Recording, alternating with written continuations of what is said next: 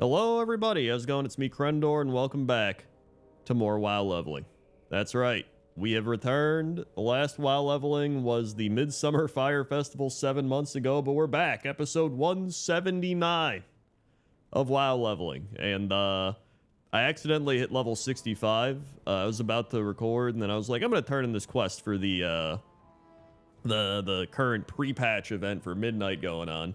It only gave like 1,000 experience, so I was like, whatever. And then I leveled up.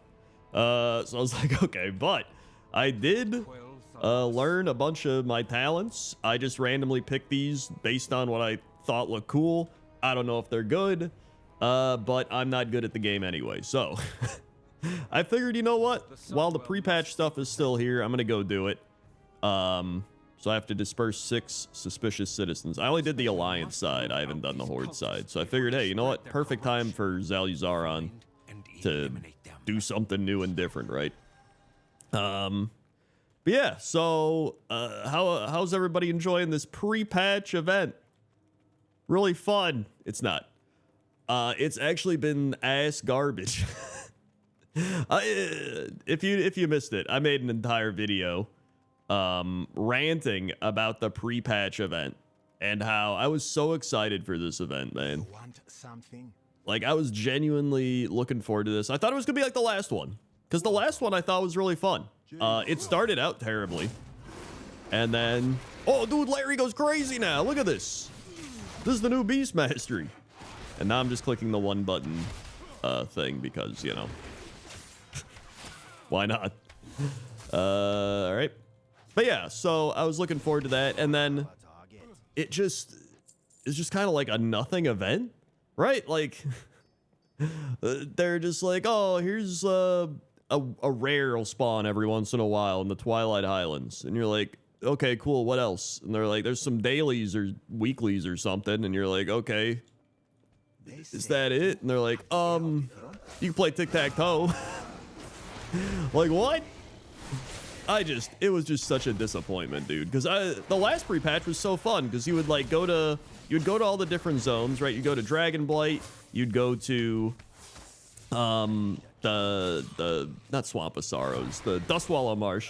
You'd go there, and then you would go to okay, what was the other one? The Searing Gorge, I believe, right? Yeah. So you would do all that, and you know, the best part was you didn't even really have to help. Like, you could go on your low level characters, you could run around, you know.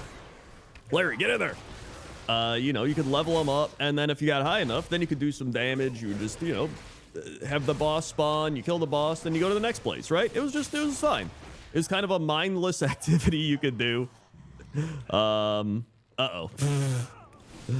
Larry down. Oh boy. Hold on, hold. Yeah, it was a mindless activity you could do as I feigned death. And it was just fun. So I enjoyed that.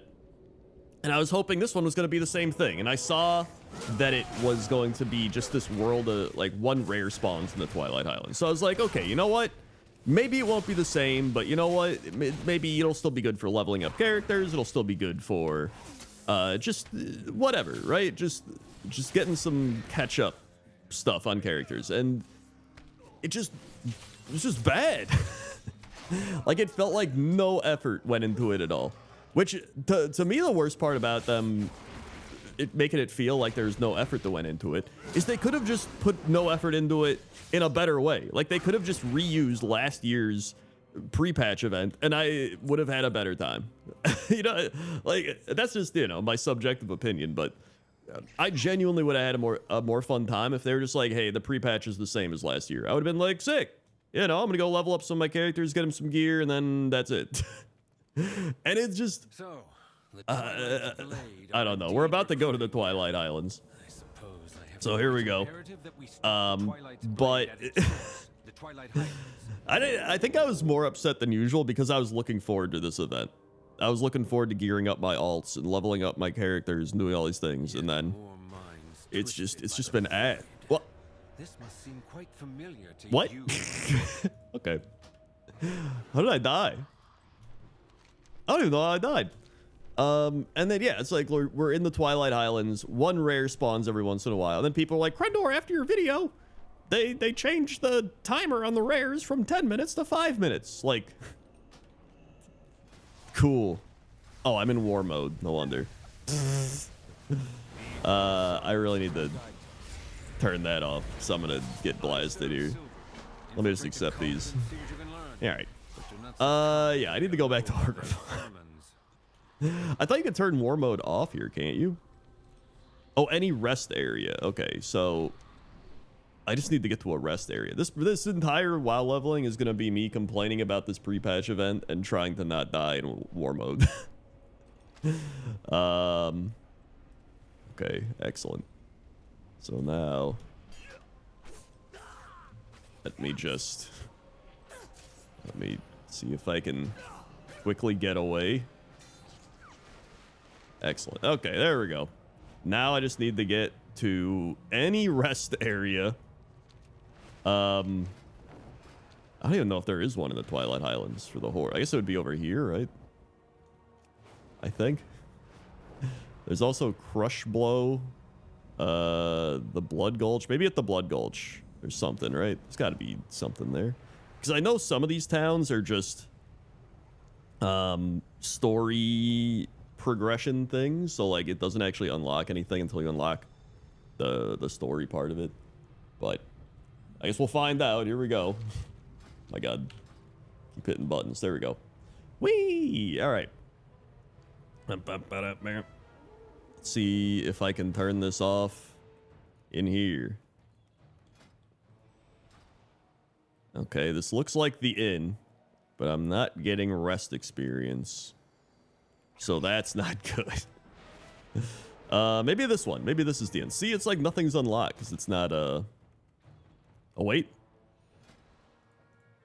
No. Okay, there's got to be... It's got to be around here, right? I don't think it's gonna let me. Plus, the Twilight Islands sucks. Like, it's okay. The Twilight Islands is like all right, but I don't know, man. There's been so many cool pre-patch events that we've had, and then there's like been a few that are just absolute trash. And some people didn't like the previous one. Like, I thought the previous one was fun. It started out terribly, but it got pretty fun towards the end once they sped everything up. What's this thing? Whoa, there we go. Thank God. Get me out of there.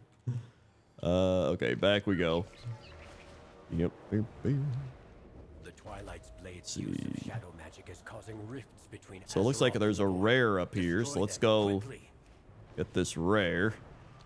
Looks like there's 2 rares. I guess we'll find out how many people are doing this.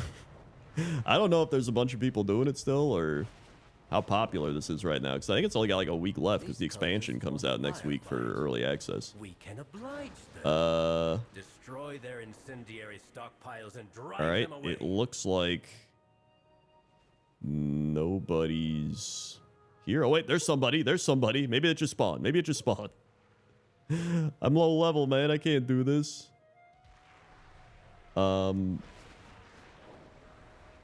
Is that people flying around? Uh-oh. Okay, wait. Okay, here we go. People are landing. Things are happening. Here we go. Like, I don't know. It doesn't feel like a good event. To me, like, a pre-patch event should feel like some sort of brainless... like, you can turn your brain off, level up characters, do all this stuff. I did get a 30-slot bag, though. That's actually very nice.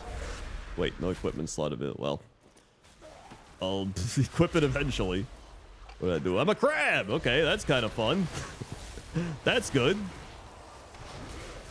Okay. Slay the ritualists. Alright.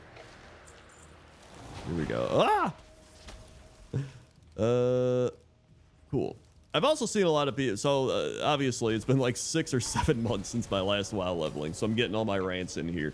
I've also seen a lot of people recently just being like, World of Warcraft is a game for Disney baby children, and they cry themselves to sleep and get a bottle and go wow wow wow to go to bed at night, right?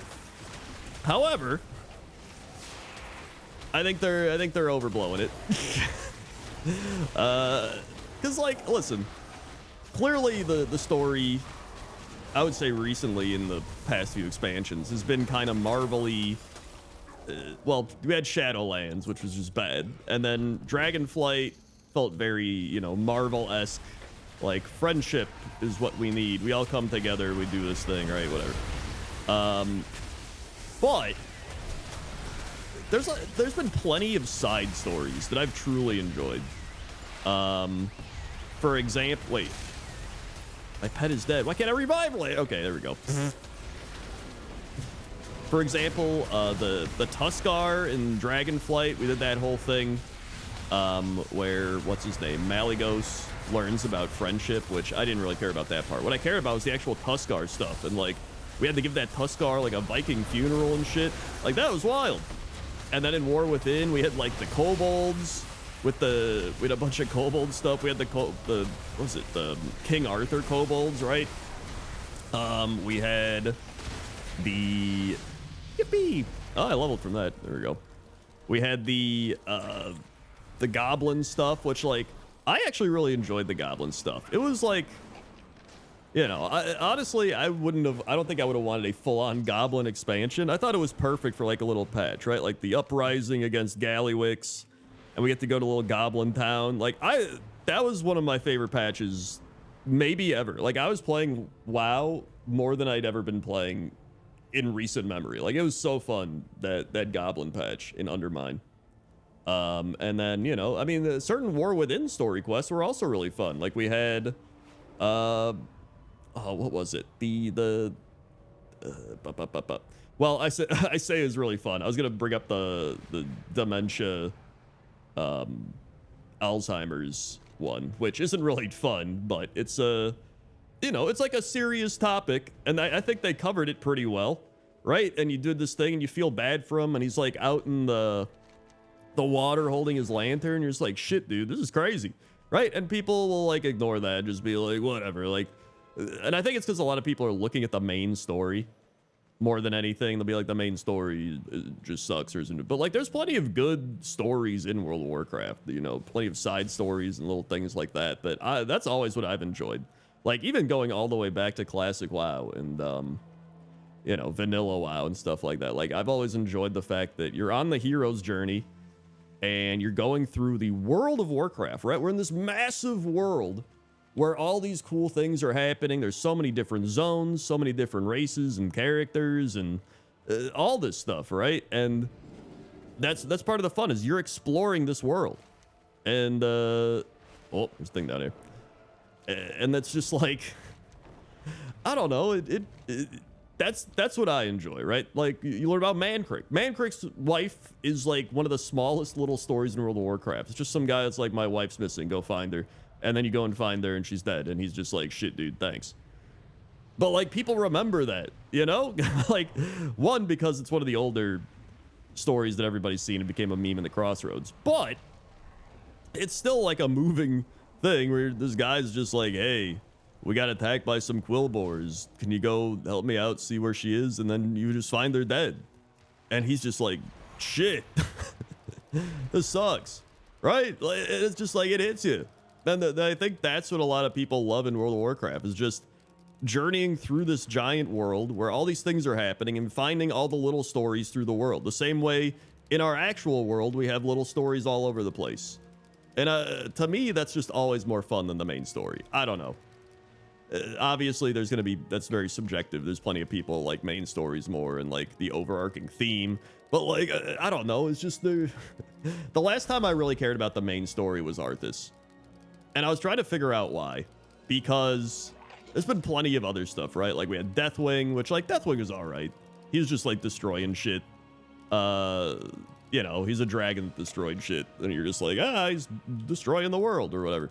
But I feel like Arthas was such a good villain character and all this stuff because there's so many layers to the Arthas storyline. Like, obviously, you played as Arthas in Warcraft 3. So you had this, like, this attachment to him in that way, because you're like, wow, I got to play as Arthas in this other game. Like, maybe if we were able to play as some of these characters or just like interact with some of these characters more often in different meaningful ways, we would care more about them. You know what I mean? It feels like a lot of times with the newer characters, they'll tie them into a couple quests or a dungeon or something, and then that's it. Like, I feel like there just needs to be more. You know, and I'm not saying they shouldn't do that. I think that is, they should, but I feel like there just needs to be more. And then, you know, even with Arthas, we had so many different choices that Arthas made, right? Because he went down the Darth Vader path, where he was this, you know, this really good paladin dude, like great paladin. Everyone's like, yeah, Arthas. And then he starts, you know, making his choices, right? And I think that's one of the things that really can help define character or build character or show us character, is when people or characters have to make meaningful choices that will change the course of not only their life but other people's lives. And so obviously we had the Stratholme, and so they're just like, Arthas, what are you doing? And they're like, I can't watch you do this, Arthas, right? And so whether you agree or disagree with Arthas there on what he did in Stratholme, it doesn't really matter, because that's you know, it adds some sort of human element to it. It's not just like the good guys versus the bad guys, which I think is what it feels like in like the modern Marvel-y types of lore that we get. Not like 100%, but it definitely leans more that way, I would say. And I think that's what a lot of people mean when they're like, well, where's the war in Warcraft? Some people just, like, I don't even know what they want. You could give them what they want. They complain still. Trust me, people back, I remember, I played back then. People were complaining on the forums back in the day about shit. People complain about everything, right? People will constantly move the goalpost and shit. Because then you have Arthas, and then, you know, whatever choice you agreed with him on making, you also then had him clearly lose his mind, right? Like, he hit the point where he's just going crazy. He's having the mercenaries killed and like framing them, and then you're like, all right, this guy, now he's going insane. You know what I mean? And that's when you start being like, all right, you know, he is a villain. But it's not just like this guy evil, this guy bad.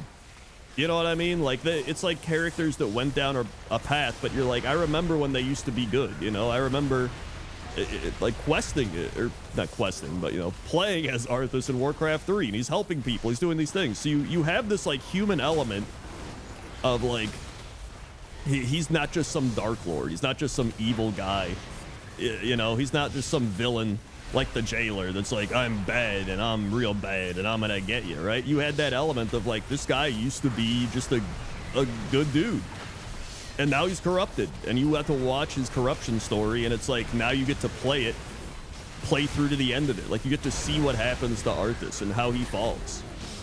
And I think that's what made it such a compelling expansion and such a compelling story. And it feels like it also had so much time to flesh out with all that, right? You had Warcraft 3, and then you had, you know, Northrend and everything leading up to, like, you had so much time to build up Arthas. And I always really liked how in Northrend, it kind of felt like Arthas was looming over a lot of the land, if that makes sense. Where it was like he was kind of impacting the world everywhere you went, or the continent everywhere you went. It felt like you could feel his presence, almost very old god-esque, which is another thing. I feel like this is, I'm just going on a super rant today, although that's usually what I do here anyway. I also need to heal. Do I have like mend anything? Mend. Oh, here it is. Wait, mend pet. Ah! Uh-oh. Well. All right. I'm all over here. Wait, where? Where am I? Where am I? Oh, there it is. It's like, what's going on? Anyway, The Twilight's blade's use I was gonna bring up the, old gods, right? So the old gods, hold on, I need to like hit this guy with something here. Why do I have like no abilities? My God. Okay, there we go. Larry, need to revive Larry again. There we go. Cool. Let me see what I get. I get this. I need to kill one more rare. I did level up once. Just take that, whatever. So the old gods used to be just this mysterious thing, and they still have that a bit, but I always enjoyed when there's lore that you don't really know everything about. I always use the example of the Force from Star Wars. Like, I think it was so much cooler when we didn't know how the Force worked. You're just like, there's this mysterious energy force thing all around, and some people learn how to use it. Some people know about it. Some people don't. Like, it's kind of cool that way. I think there's this element of, I don't know, like whimsy to it.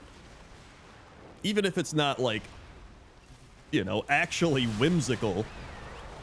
There's this element of whimsy to it, of just like, of mystery, where like, oh, and it's kind of like that with the old gods, where the old gods used to be like these mysterious Azeroth creatures, and like you kind of knew about them, but you didn't really know everything about them, and you're like, oh, this is crazy. These old gods are like whispering to you and all this shit.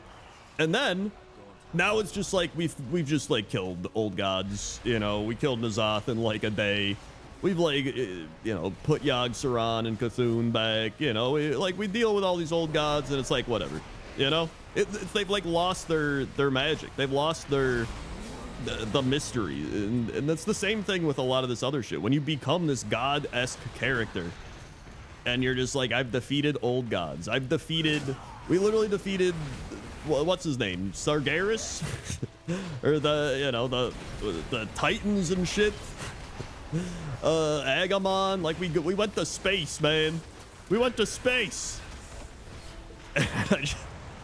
And it just hits this point where you're like, yeah, we did that.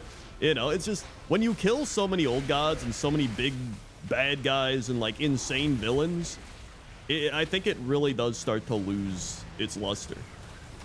Again, this is just some people might still love it, right? Like I'm kind of just, this is my subjective opinion on all this, but it's one of the reasons I think they went back in Dragonflight to just killing dragons and having like dragon stuff, right? Like, hey, let's go back to the fantasy element. Let's get away from these old gods and space aliens and like titans and like crazy shit, and let's go back to a little bit of more like fantasy elements, because we don't have to kill old gods, right? Like, there's plenty of villains that we've fought that are like one-time villains. Like, what was the what's that one guy? The like Lei Shen, the Thunder King. Like we only saw him like once, but like that was cool, you know?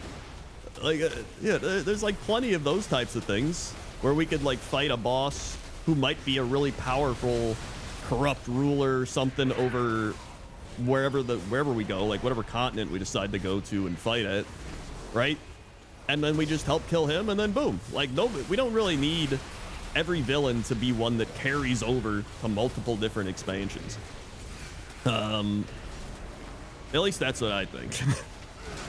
And I guess you could also just put those in like patches, kind of like how we had the Goblin patch with Gallywix and all that stuff. But I don't know.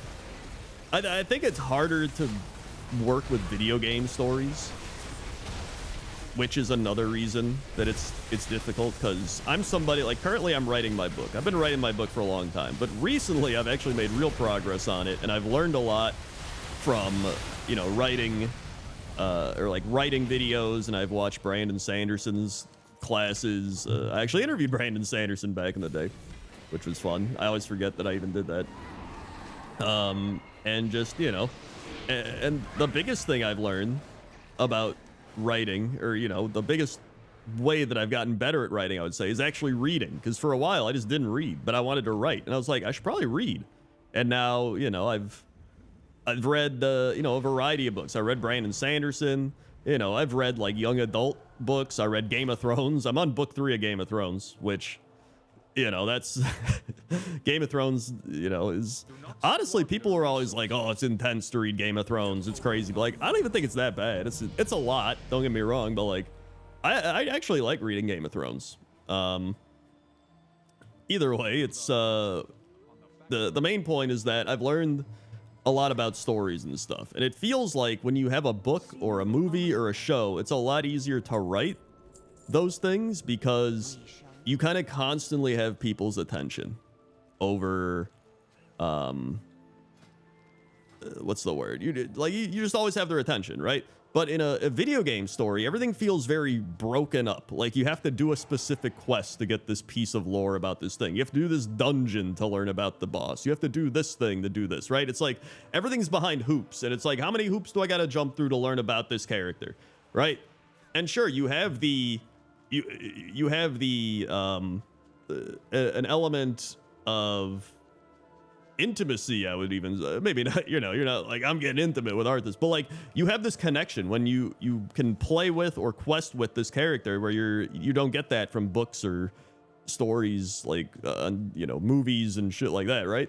But at the same time, in a book or a movie or whatever, it's just you get all the information in that thing, right? You're constantly being fed information in a structured way, and you don't have to go out of your way to, do some quest or do a raid or a dungeon to learn about them.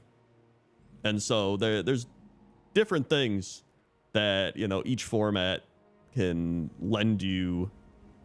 There's pros and cons is what I'm trying to say to each different style of media. But it's one of the reasons I prefer books to like everything. I just feel like books are my favorite way to read a story, because I always go like, I hate stories in video games, I hate lore, but really it's more just I don't really like the video game format of storytelling, and that's really what it is. Like I love stories when it's like movies or when it's books. Like I love reading books, but I can't really get into video game stories, and I think that's one of the reasons why. It's just like everything feels tied behind stuff. And then in WoW it gets even worse, because they like release books. They're just like, here's a book about Jaina or some shit. You're just like, what? Huh?